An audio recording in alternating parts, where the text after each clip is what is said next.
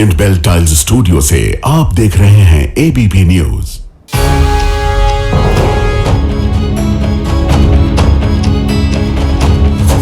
नमस्कार, मैं हूं प्रतिमा मिश्रा।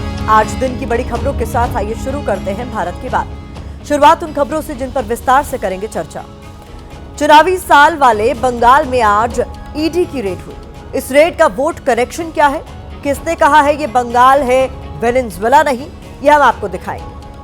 यूपी में वोट वाले रण से पहले योगी अखिलेश के बीच बूथ युद्ध शुरू हो गया है। एसआईआर के बाद कटे वोटों पर योगी अखिलेश में कैसी रस्साकशी चल रही है, इसका विश्लेषण आज हम करने वाले हैं। डोनाल्ड ट्रंप ने पहले किडनैपिंग कूटनीति अपनाई, अब वो अमेरिकियों पर ही गोली चलवा रहे हैं। अमेरिका में बीच सड़क पर एक अमेरिकी महिला को पुलिस ने गोली क्यों मारी, ये खबर भी आपके सामने होगी। और हर दिन की तरह रात 8:30 बजे आप मेरे साथ देखेंगे स्पेशल रिपोर्ट रेड की बंगाल फाइल्स।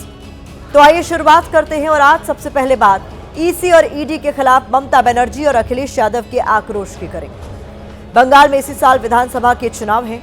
यूपी में 2027 में विधानसभा के चुनाव होने वाले हैं।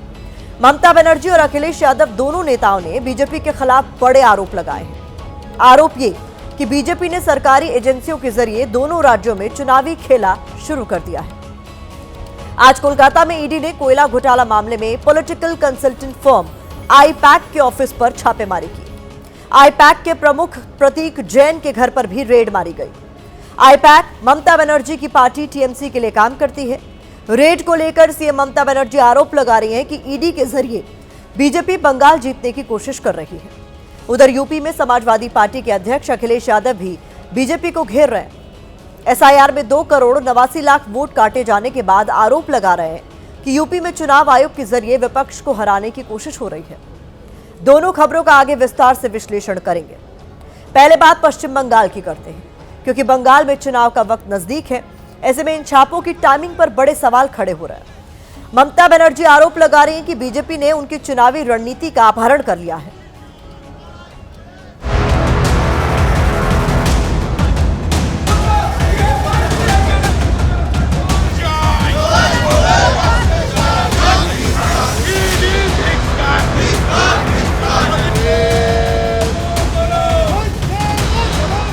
বিজেপি কে তো নোটিশ পাঠায় না, ডাকাত এক ডাকাত, ওরা সবচেয়ে বড় criminal, money power, muscle power, killer of democracy.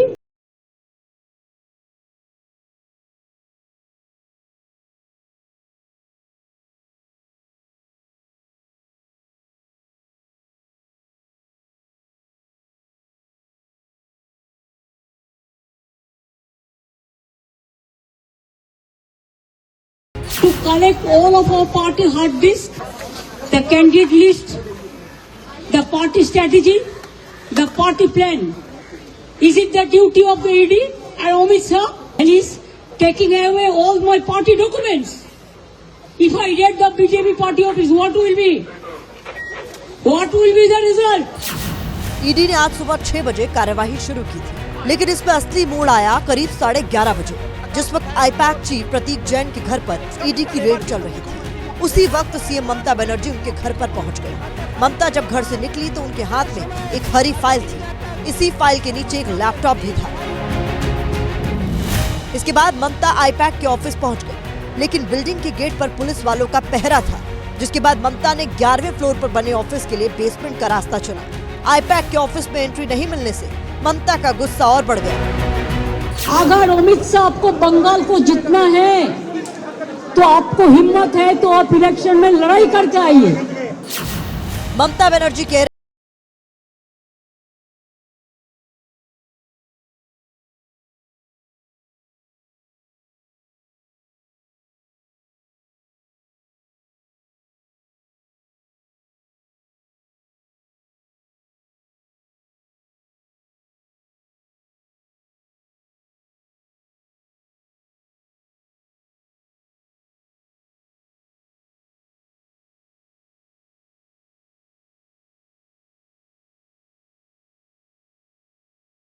चुनाव में भी आईपैक ने ममता के लिए काम किया था। इस रेड के बाद बीजेपी भी ममता बनर्जी पर सवाल दाग रही है।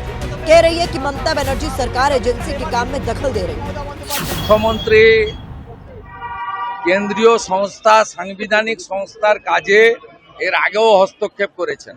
সাংবিধানিক প্রতিষ্ঠানের সরাসরি কাজে হস্তক্ষেপ এবং তদন্তে বাধা দান। किस तरीके से देखते हैं ईडी की इस छापेमारी को? आपको तो सवाल भी नहीं पूछना चाहिए, पहले देख लीजिए कि किसके राज्य में हो रही है, क्या उसमें बीजेपी का शासन है, नहीं है, सवाल का जवाब आपको मिल जाएगा। आईपैक को साल 2014 में प्रशांत किशोर ने बनाया था, लेकिन अब प्रशांत किशोर कंपनी से अलग हो चुके हैं। अब इसे प्रतीक जैन चला रहे हैं, जिनके ठिकानों पर पड़ी रेड ने ममता बनर्जी को गुस्से से भर दिया है। तो बंगाल में चुनावी खेल शुरू हो चुका है। इधर यूपी में भी 27 किरण का तापमान धीरे धीरे चढ़ रहा है। आज दूसरी खबर में बात योगी के mission booth versus Akhilesh Yadav के पीडीए प्रहरियों की हम करने जा रहे हैं। यूपी में एसआईआर के बाद 2,89,00,000 वोट कटे हैं। अब इन कटे हुए वोटों को लेकर बीजेपी और समाजवादी पार्टी के बीच रस्साकशी शुरू हो गई है। जैसे बच्चे टग ऑफ वॉर का गेम खेलते हैं, रस्सी के जरिए अपने प्रतिद्वंदी को गिराकर जीतने की कोशिश करते हैं, माफ कीजिएगा। कुछ इसी तरह योगी और अखिलेश यादव के बीच इन कटे हुए वोटरों को खींचकर अपने पाले में लाने की कोशिश चल रही है। सीएम योगी आदित्यनाथ अपने कार्यकर्ताओं को बूथ पर एक्टिव करने की कोशिश कर रहे हैं। दूसरी तरफ अखिलेश यादव बीजेपी का गेम बिगाड़ने के लिए पीडीए प्रहरियों को मोर्चे पर तैनात कर रहे हैं। हैरानी यह है कि सत्ता पक्ष और विपक्ष दोनों को यह लग रहा है कि वोट शुद्धिकरण के बाद उनका वोट कम हुआ है। बीजेपी को डर है कि जो नाम कटे हैं उनमें ज्यादातर बीजेपी के मतदाता हैं। अखिलेश यादव कह रहे हैं कि पीडीए प्रहरियों के प्रयास के बावजूद पीडीए समाज के करोड़ों वोट कट गए हैं। अब कैसे यूपी के चुनावी ग्राउंड पर योगी और अखिलेश की रणनीतिक टक्कर होने वाली है, इस रिपोर्ट में देखिए।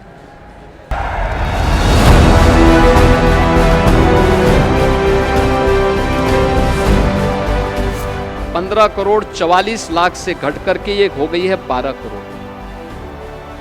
ये जो 4 करोड़ का गैप है, ये मिसिंग है, ये आपका विरोधी नहीं है। आखिरकार मुख्यमंत्री जी को कैसे पता था कि 4 करोड़ वोट कटने जा रहे हैं? मेरी सबसे अपील है, आम जनता से अपील है कि अपना वोट देखें, अपना वोट बनवाएं। 2026 में ही 2027 के वोट युद्ध की अघोषित शुरुआत हो चुकी है। इस सियासी युद्ध को चिंगारी देने का काम वोट शुद्धिकरण की प्रक्रिया ने किया है, जिसमें 2,89,00,000 वोट कम हो गए। इतने वोट कटने के बाद 2026 में 27 के लिए बीजेपी और समाजवादी पार्टी के बीच ग्राउंड पर आमने सामने की फाइट शुरू होने जा रही है। इस फाइट में बीजेपी के मिशन बूथ का पीडीए प्रहरियों के साथ टकराव हो सकता है,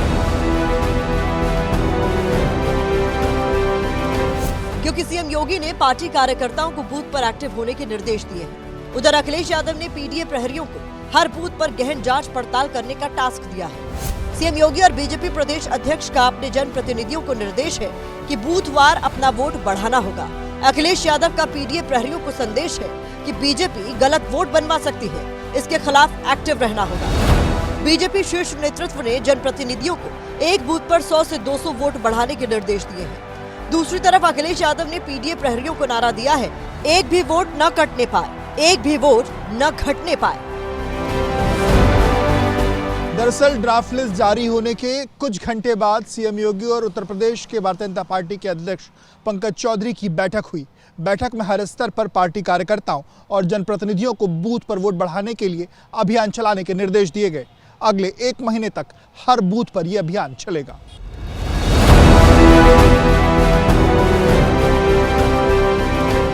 बीजेपी की इस प्रैक्टिस के पीछे एक डर है। एसआईआर के बाद ज्यादातर शहरी क्षेत्रों में वोट कम हुए हैं। जैसे लखनऊ में 12 लाख वोट कटे हैं, प्रयागराज में भी 11.5 लाख से ज्यादा वोट कट गए हैं। बीजेपी को लगता है कि जिन लोगों का वोट कटा है, कि उसका परंपरागत वोटर रहा है। गांव और शहरों में 2 जगह वोट होने की वजह से उसने शहरी क्षेत्र की वोटर लिस्ट से नाम कटवा लिया है। इस डर को देखते हुए ही बीजेपी ने मिशन बूथ शुरू किया है, जिस पर अखिलेश यादव ने हमला बोला है। पहली बार यूपी में देखने को मिल रहा है एसआईआर से बीजेपी परेशान है, बीजेपी के नेता परेशान है। मैं केवल इतना कहना चाहता हूं कि भारतीय जनता पार्टी किसी का भी नकली वोट बनाएंगे, अगर गलत वोट बनाएंगे तो हमारे समाजवादी लोग, पीडीए प्रहरी लोग उन पर एफआईआर दर्ज कराएंगे। ऐसे वोटर्स जो कहीं से शिफ्ट हो गए, एक विधानसभा से एक जिले से कहीं दूसरे जिले में या दूसरी विधानसभाओं में, उनके नाम को दुरुस्त करना है। ऐसे वोटर्स जिनकी डुप्लीकेट नाम 2-2 जगहों पे है, उनके नाम को करेक्ट करना है। वोटर लिस्ट अगर दुरुस्त होगा तभी फेयर इलेक्शन होगा। वहीं अखिलेश यादव आशंका जता रहे हैं कि बीजेपी पीडीए समाज के वोट काटने का काम करेगी, दूसरी तरफ गलत वोट बनाने की कोशिश करेगी। अखिलेश यादव के इस माइंड गेम पर बीजेपी ने पलटवार किया है। मंत्री जा रहे हैं जिले में, क्या समझा रहे हैं? मुख्यमंत्री जो हैं वो क्या समझा रहे हैं अंदर बैठ करके? डिप्टी सीएम लखीमपुर में क्या समझा रहे हैं? वो ये कह रहे हैं कि वोट बढ़ा लो, आपका वोट नहीं कटेगा, और प्रशासनिक अधिकारियों पे दबाव बना रहे हैं। आज बताइए 2 दिन में 48 घंटे से अधिक हो गए, कोई भी उत्तर प्रदेश के आम नागरिक ने ये नहीं कहा कि मैं वोटर था, मैंने फॉर्म भरा था, मेरा नाम काट दिया गया। कहीं कोई ऐसा एग्जाम्पल नहीं है। फिलहाल यूपी में कटे हुए वोटों को लेकर दोनों पक्षों के बीच जोर आजमाइश तेज हो गई है। ऐसे में साल 2026 के पहले महीने से ही 27 के रण की चुनावी गर्मी महसूस होने लगी है।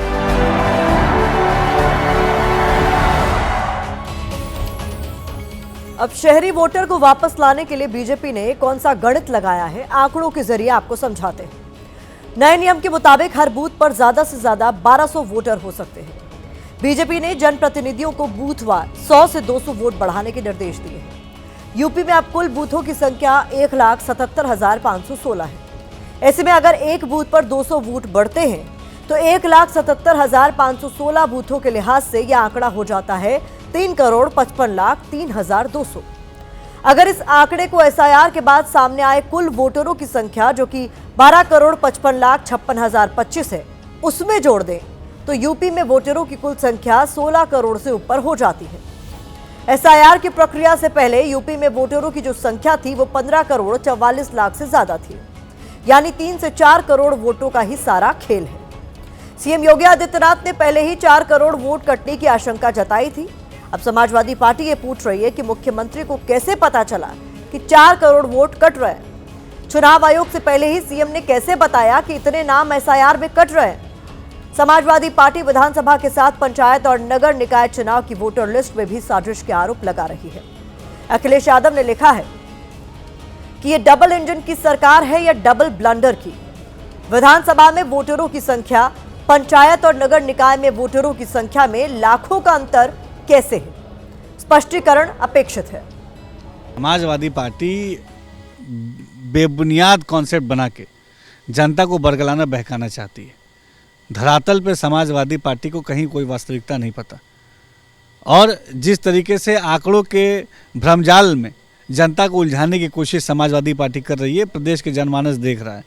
और एसआईआर के तमाम प्रक्रिया निष्पक्ष हुई है, प्रदेश के जनमानस ने इसमें सहभागिता की है, प्रदेश के जनमानस ने इसमें बढ़ चढ़ के हिस्सा लिया है। कुछ दिनों पहले प्रदेश के मुख्यमंत्री ने बयान दिया कि 4 करोड़ लोगों के नाम वोटर से काट दिए गए हैं। चूँकि मुख्यमंत्री एक मठ के मठाधीश हैं, वो झूठ नहीं बोलते होंगे, तो उन्होंने 4 करोड़ लोगों के वोट काटने की बात कही। इसका मतलब है कि उनके बयान देने के बाद 1 करोड़ 11 लाख लोगों के नाम फर्जी वोटर लिस्ट में जोड़ दिए गए। या तो मुख्यमंत्री ने झूठ बोला, और या मुख्यमंत्री के बयान देने के बाद 1 करोड़ 11 लाख लोगों के फर्जी नाम चुनाव आयोग ने वोटर लिस्ट में जोड़ दिए। और मेरे सगे छोटे भाई राजीव दास मेहरोत्रा, भतीजा आयुष मेहरोत्रा, उसका नाम वोटर लिस्ट से काट दिया गया। समाजवादी पार्टी के प्रवक्ता रविदास मेहरोत्रा ने दावा किया है कि एसआईआर में फॉर्म भरने के बावजूद उनके भाई और भतीजे का नाम कट गया। हमारी टीम ने उनके इस दावे की पड़ताल की तो उनके भतीजे ने कैमरे पर आकर क्या दिखाया, अब वो भी देखिए। हम लोग ने दिसंबर में लास्ट वीक में अराउंड भर के जमा कर दिया था पूरा प्रोसेस, मतलब अराउंड 10 ऑफ दिसंबर को हम लोग ने भर दिया था फॉर्म और जमा कर दिया वहाँ पे अलीगंज मॉन्टेसरी स्कूल, जहाँ पे हम लोग वोट करते हैं। 272 नंबर हम लोग का नाम वहाँ से मतलब लिस्ट में आया नहीं है, तो उस मुद्दे पे हम लोग ने बात करी, चर्चा करी। सपा से जुड़े हैं, इसी कारण नाम हटा है हम लोग का, क्योंकि ऐसा सच कोई भूल नहीं होनी चाहिए, क्योंकि हम लोग का अधिकार है बिल्कुल वोट करने का। और बस यही गुजारिश है कि हम लोग का मतदान में नाम हो। अखिलेश यादव के निर्देशों पर एक्टिव हुए पीडीए प्रहरियों के रुझान मिलने भी शुरू हो गए हैं। वाराणसी से लेकर मुरादाबाद तक पीडीए प्रहरी ग्राउंड पर उतर चुके हैं। एसआईआर के बाद जिन लोगों के नाम कटे हैं उन्हें जुड़वाने में मदद कर रहे हैं। उधर बीजेपी कार्यकर्ताओं ने भी एक्सरसाइज शुरू कर दी है। बीजेपी नेता दावा कर रहे हैं कि वो नए नाम जोड़ने के 100 से ज्यादा दावे कर चुके हैं। समाजवादी पार्टी कहीं नहीं दिख रही। बूथ की इस लड़ाई पर अब जुबानी फाइट शुरू हो गई है। जिस तरह से भारतीय जनता पार्टी लोकसभा के चुनाव के बाद उनको इस बात का एहसास हुआ कि समाजवादी पार्टी को हराना मुश्किल होगा, तो लगातार इस तरह के हथकंडे जो उन्होंने बिहार में किया वही अब प्रयास है कि उत्तर प्रदेश में करें। लेकिन हम लोग सजग हैं और सारे लोग एकजुट होकर नाम जुड़वाने का प्रयास कर रहे हैं। व्यक्तिवादी पार्टी है समाजवादी पार्टी, संगठन का आधार नहीं है, तो बयान जरूर देते हैं पीडीए प्रहरी का अखिलेश यादव, लेकिन वो कहीं धरातल पर है नहीं। का ये जो एसआईआर की प्रक्रिया है लोकतांत्रिक व्यवस्था के लिए, उसमें राजनीतिक दल भी अपने कर्तव्य और दायित्वों को समझे। अगर इतने भारी तादाद में लोगों के वोट कटे हैं तो जो उनको सरकारी योजनाओं का लाभ मिल रहा था वो भी खत्म होगा। गांव-गांव में हमने सब अपने पीएलए लगा रखे हैं, पीडीए प्रहरी पूरी हम ये मतदाता सूची हमने सब ले लिए, इस पर देख रहे हैं हमारे लोगों के कितने वोट कटे हैं, बूथ वाइज उनकी पूरी छटनी कर रहे हैं।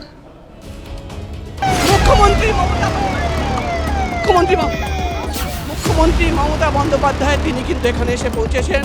তারপর মুখ্যমন্ত্রী মমতা বন্দ্যোপাধ্যায় গাড়ি থেকে নামলেন এবং রাস্তায় গাড়ি থেকে হাতে একটা ফাইল নিয়ে মুখ্যমন্ত্রী মমতা বন্দ্যোপাধ্যায় তিনি কিন্তু বেরোচ্ছেন। মন্ত্রীর হাতে ফাইল ছিল না, বেরোনোর সময় হাতে কিন্তু একটা সবুজ রঙের green file. The naughty home minister who cannot protect the country and is taking away all my party documents. और जब आईपैक के दफ्तर पे और आईपैक के प्रतीक जैन के घर पे रेड होती है तो ममता बनर्जी एविडेंसेस को चुराने के लिए, साक्ष्य को चुराने के लिए खुद आ जाती है और दबंगई के साथ साक्ष्य चुरा के ले जाती है।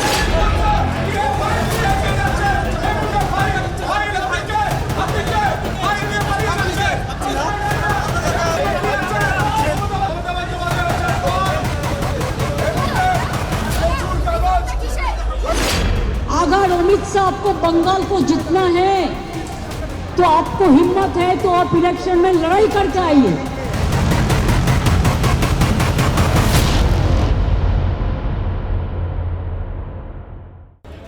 पश्चिम बंगाल की राजधानी कोलकाता में आज जो तस्वीर दिखाई दी वो वाकई किसी ड्रामे से कम नहीं थी, जिसमें एक्शन से लेकर सस्पेंस तक सारे एलिमेंट मौजूद थे।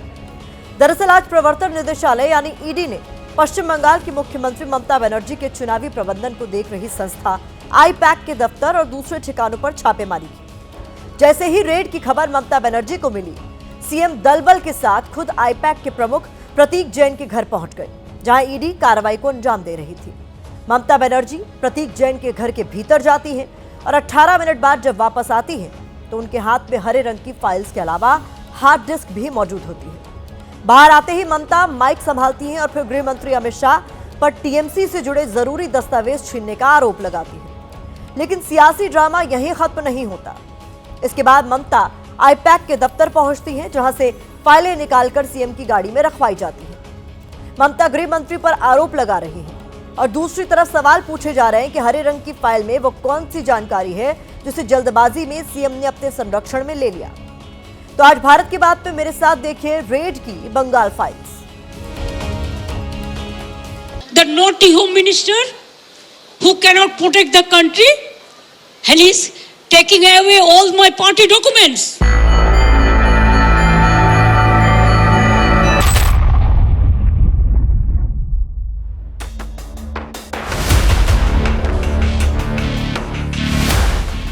पश्चिम बंगाल की मुख्यमंत्री ममता बनर्जी गुस्से में दहाड़ रही थी।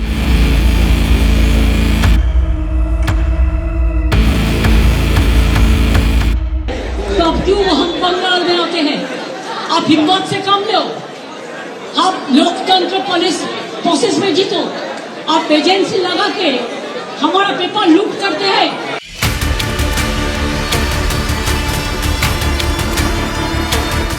बेहद तल्ख तेवरों के साथ ममता बीजेपी को बंगाल में 0% जाने की चेतावनी दे रही थी। क्या है आप लोगों को ये भविष्य, इससे और भी खराब होगा। जितना भी सीट आपको मिलना चाहिए था, इससे तो आप 0 में आ जाएंगे।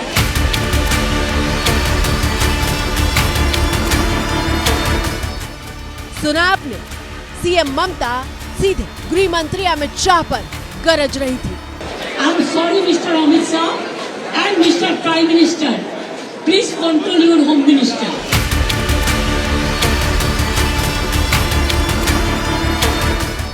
दीदी गुस्से से तिलमिलाई हुई थी क्योंकि सुबह सुबह केंद्रीय वित्तीय जांच एजेंसी ईडी ने ममता बनर्जी की पार्टी टीएमसी के आईटी विभाग और चुनावी प्रबंधन को संभालने वाली संस्था आईपैक के मुखिया प्रतीक जैन के घर और दफ्तर पर रेड मारी थी।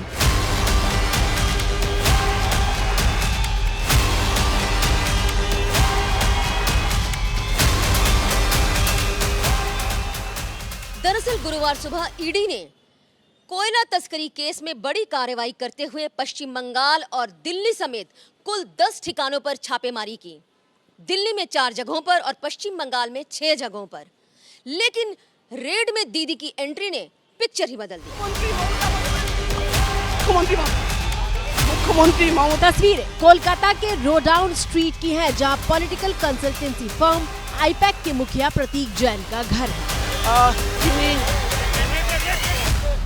इसी घर में ईडी की रेड चल रही थी, लेकिन जैसे ही गुरुवार दोपहर करीब 12 बजे घर के बाहर सीएम का काफिला पहुंचता है तो ममता को देखकर हर कोई हैरान रह जाता है। मुख्यमंत्री ममता बंदोपाध्याय ममता बिना कोई बात किए सीधे घर के भीतर दाखिल होती हैं और करीब 18 मिनट बाद ममता बनर्जी जब बाहर आती हैं तो उनके हाथ में हार्ड डिस्क और लैपटॉप से लेकर हरे रंग की फाइल और डॉक्यूमेंट्स मौजूद होते हैं।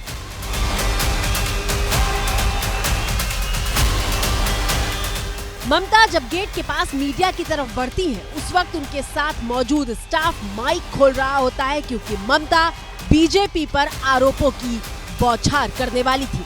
This is most unfortunate that he raided my IT sector office and IT sector in charge house to collect all of our party hard disk, the candidate list, the party strategy, the party plan.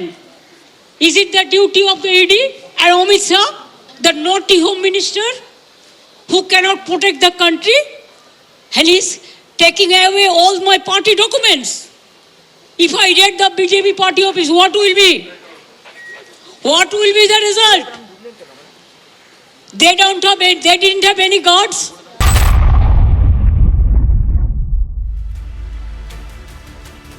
CM Mamata Banerjee के साथ कोलकाता के police commissioner भी मौजूद थे। ममता बनर्जी यहाँ खुद बताती हैं कि वो अब सीधे आईपैक के दफ्तर यानी सॉल्ट लेक की तरफ जा रही हैं और डॉक्यूमेंट से लेकर हार्ड डिस्क तक उन्होंने अपने कब्जे में ले लिए हैं। देखो मैंने सब लेके आया।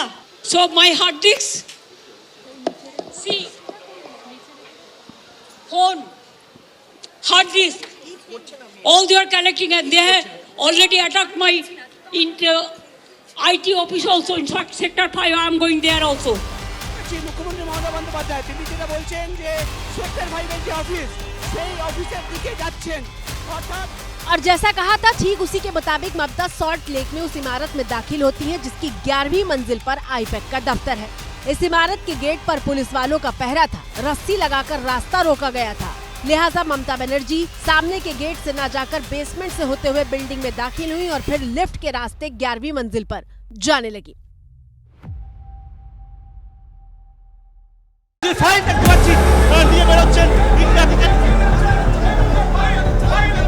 इस बीच यहाँ सबसे ड्रामेटिक तस्वीर तब सामने आती है जब ममता के साथ मौजूद एक अधिकारी आईपैक के दफ्तर से फाइलों का ढेर लेकर तेजी से गाड़ी की तरफ बढ़ता है।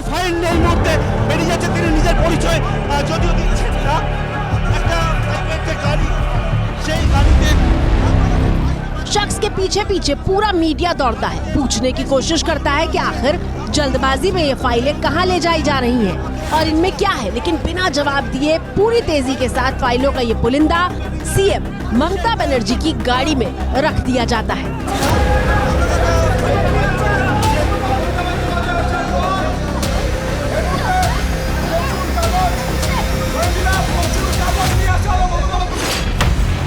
हालांकि ममता बनर्जी 11वीं मंजिल पर आईपैक के दफ्तर में दाखिल नहीं हो पाती और करीब 1 घंटे तक इंतजार करने के बाद वापस नीचे लौट आती हैं और फिर से गृह मंत्री पर हमला करती हैं। अगर अमित शाह को बंगाल को जीतना है तो आपको हिम्मत है तो आप इलेक्शन में लड़ाई करके आइए। आप क्यों हमारा पार्टी आईटी सेक्टर को रेड करके पूरा पेपर ले लिया? आप क्यों हमारा बंगाल में एक जो क्रेडिबिलिटी नहीं है जो ऐप का, उसको देके आप एक बीजेपी वर्कर को इलेक्शन कमीशन ऑफिस में बैठा के 54 लाख नाम को डिलीट कर दिया, फॉर्म 7 फिलअप करने नहीं दिया, फॉर्म 8 भी फिलअप करने नहीं दिया। ईडी ने आरोप लगाया है कि पश्चिम बंगाल की मुख्यमंत्री ममता बनर्जी बड़ी संख्या में पुलिस अधिकारियों के साथ प्रतीक जैन के घर पहुंची और वहां से महत्वपूर्ण दस्तावेज और इलेक्ट्रॉनिक डिवाइस अपने साथ ले गईं। ईडी का कहना है कि मुख्यमंत्री के इस कदम से जांच में बाधा आई है और सबूत हटाए गए। पीसफुली रेड चल रहा था कि अचानक ममता बनर्जी बंगाल पुलिस के साथ वहां पहुंच गई आईपैक के ऑफिस में, और उसके बाद वहां से फिजिकल डॉक्यूमेंट्स, कागज इत्यादि, इलेक्ट्रॉनिक एविडेंस जैसे पेन ड्राइव, लैपटॉप इत्यादि और भी कई तरह के एविडेंसेस को उन्होंने अपने साथ ले लिया। ऐसा मैं कहूंगा दृश्य हिंदी फिल्म में भी आपने नहीं देखा होगा। ममता जी के पास ऐसे कई राज हैं जिनका वो खुलासा नहीं होने देना चाहती। और अब ये मामला एक कदम और आगे बढ़ गया है। ईडी ने कोलकाता हाईकोर्ट का दरवाजा खटखटाया है और जांच में दखल देने के खिलाफ केस दर्ज करने की मांग भी की है। अब सवाल ये है कि आखिर आईपैक क्या है और ये ममता बनर्जी के लिए कितनी अहमियत रखता है, जिस पर पड़ी रेड ने आज सियासी भूचाल ला दिया है। आईपैक यानी Indian political action committee. IUPAC वो संस्था है जो तृणमूल कांग्रेस के लिए चुनावी रणनीति बनाने से लेकर कैंपेन डिजाइन करने तक का पूरा जिम्मा संभालती है। 2026 विधानसभा चुनाव के लिए ममता ने आईपैक को हायर किया है। इससे पहले आईपैक ममता बनर्जी को 3 चुनाव लड़वा चुकी है। साल 2021 के विधानसभा चुनाव से लेकर 2022 के निकाय चुनाव तक और फिर 2024 के लोकसभा चुनाव तक हर बार दीदी के लिए पॉलिटिकल स्ट्रैटेजी बनाने का जिम्मा आईपैक के पास होता है। लेकिन आईपैक पर रेड मारे जाने के बाद ममता बनर्जी चेतावनी दे रही हैं कि जो हुआ है वो उसे बर्दाश्त नहीं करेंगी।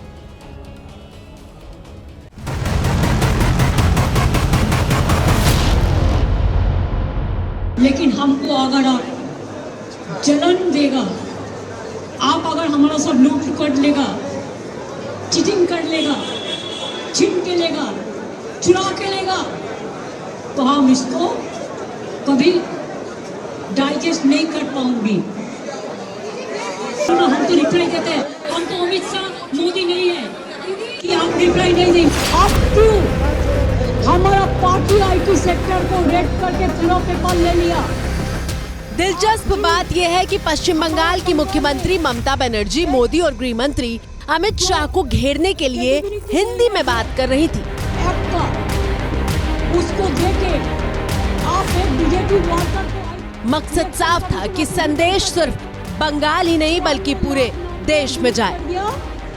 फॉर्म 7 फिलअप करने नहीं दिया, फॉर्म 8 भी फिलअप करने नहीं दिया। लेकिन उनके बयान से अलग तस्वीर का एक हिस्सा बार बार ध्यान खींच रहा था। ममता के दोनों हाथ में एक एक माइक था और दोनों ही हाथ में घड़ी दिख रही थी। दरअसल ममता के एक हाथ में घड़ी है और दूसरे हाथ में जो नीले रंग का बैंड दिखाई दे रहा है वो स्मार्ट बैंड यानी स्वास्थ्य संबंधी डेटा को बताने के लिए है। ममता बनर्जी के भतीजे अभिषेक बनर्जी भी वूप कंपनी का स्मार्ट बैंड पहनते हैं जो नींद से लेकर ब्लड प्रेशर तक का डेटा बताता है। अब हमने ये जानने की कोशिश की कि 2 माइक हाथ में क्यों थे, तो पता चला कि ममता बनर्जी ने हाल ही में अपने साथ माइक का पूरा सिस्टम रखना शुरू किया है। जब उन्हें बात करनी होती है तो वो बिना मीडिया के पास आए अपने सरकारी माइक से ही बयान जारी कर देती है।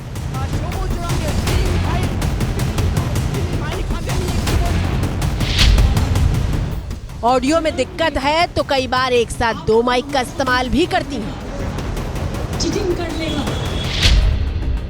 ये ममता बनर्जी के अंदाज का वो एक हिस्सा है जो उन्हें बाकी नेताओं से अलग करता है और कुछ ऐसा ही गुरुवार को भी हुआ जब छापे के खिलाफ ममता बनर्जी मोर्चा खोलती हुई दिखाई दी। आज 4 बजे हमारा वार्ड में every ward every block there will be a protest rally. जबकि ममता बनर्जी के धुर विरोधी माने जाने वाले कांग्रेस नेता अधीर रंजन चौधरी कह रहे हैं कि दीदी इसलिए बौखलाई हैं क्योंकि आईपैक के नाम पर उनकी आंख और नाक पर नकेल कसने की कोशिश हुई है। ये आईपैक सत्तारूढ़ पार्टी टीएमसी की मान लो ये आंख भी है, कान भी है, नाक भी है। इन्हीं के भरोसे ताकत मिलते हैं सत्तारूढ़ पार्टी की। ये एक के बाद एक चुनाव जीतने के लिए ये बड़ा हथियार के रूप में जाना जाते हैं। एक कॉर्पोरेट संस्था उनके खिलाफ अगर कोई कुछ करे तो उनसे लड़ने के लिए वो मतलब सक्षम नहीं है। ममता बनर्जी को क्यों यहाँ जाने पड़ते उनको मदद करने के लिए। सवाल ये है कि क्या आईपैक वाकई ममता बनर्जी की आंख, नाक और कान है? আমি বাংলার মাটিতে জন্মেছি, আমি বাংলা ভাষায় কথা বলবো, একবার নয় লক্ষবার, কোটিবার, তাতে যদি গলাও কেটে দাও আমার কিচ্ছু যায় আসে না।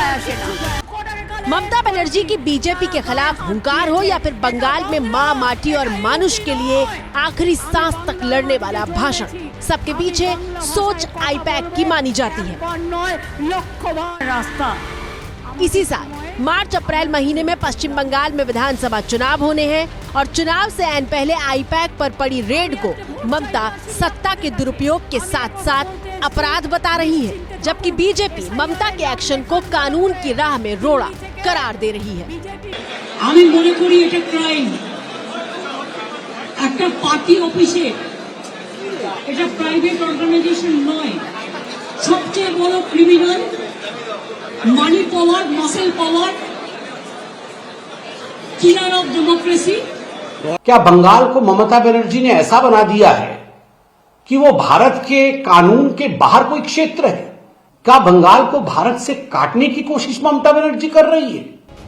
दरअसल पश्चिम बंगाल में अगर बीजेपी के लिए कोई चुनौती है तो वो है ममता बनर्जी, क्योंकि बीजेपी अब तक बंगाल के किले को भेद नहीं पाई है। और दूसरी तरफ ममता के सामने अगर कोई राजनीतिक विरोधी पिछले कुछ सालों में मजबूत हुआ है तो वो है भारतीय जनता पार्टी। बीजेपी ममता के गढ़ में भले ही सत्ता न हासिल कर पाई हो, लेकिन अपनी जमीन उसने बहुत मजबूत कर ली है और आंकड़े इस बात पर मुहर लगाते हैं। 2011 विधानसभा चुनाव में 39% वोटों के साथ टीएमसी को 184 सीटें मिली थी, जबकि 4% वोट हासिल करने वाली बीजेपी शून्य पर थी। 2016 का विधानसभा चुनाव हुआ तो ममता ने 45% वोटों के साथ 211 विधानसभा सीटें हासिल की, जबकि बीजेपी ने 10% वोट शेयर के साथ 3 सीटें जीती। लेकिन साल 2021 में बीजेपी ने पश्चिम बंगाल में कमाल कर दिखाया। ममता बनर्जी ने 48% वोट के साथ 215 सीटें हासिल की, जबकि बीजेपी ने 38% वोट शेयर के साथ 77 सीटें हासिल की। यानी ममता और बीजेपी में सिर्फ 10% वोट शेयर का फासला था और बीजेपी इसी फासले को पाटने के लिए इस बार एड़ी चोटी का जोर लगाए हुए है। अमित शाह जी स्वागतम, अमित शाह जी स्वागतम, अमित शाह जी स्वागतम, अमित शाह जी को जय श्री राम, अमित शाह जी को जय श्री राम।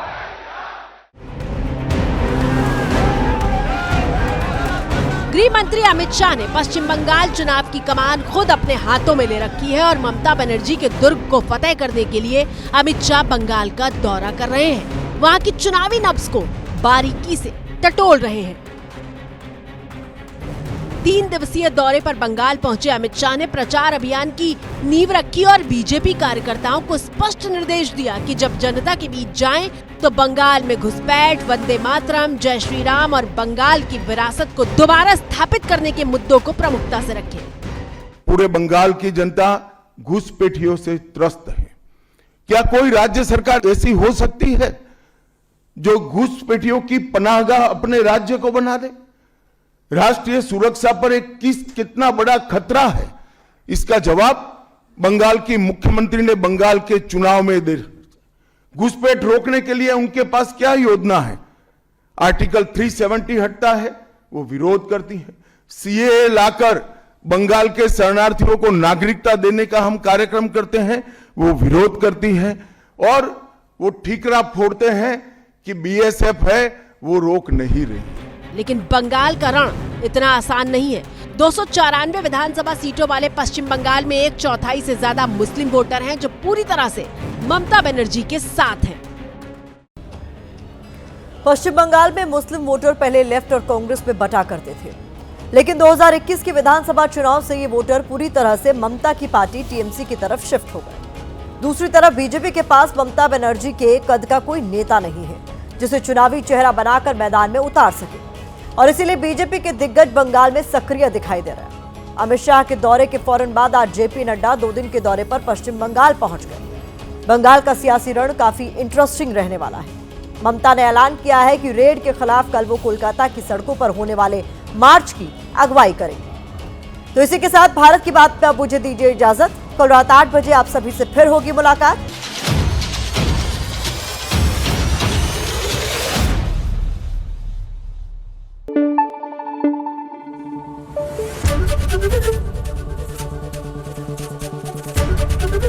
एबीपी न्यूज आपको रखे आगे।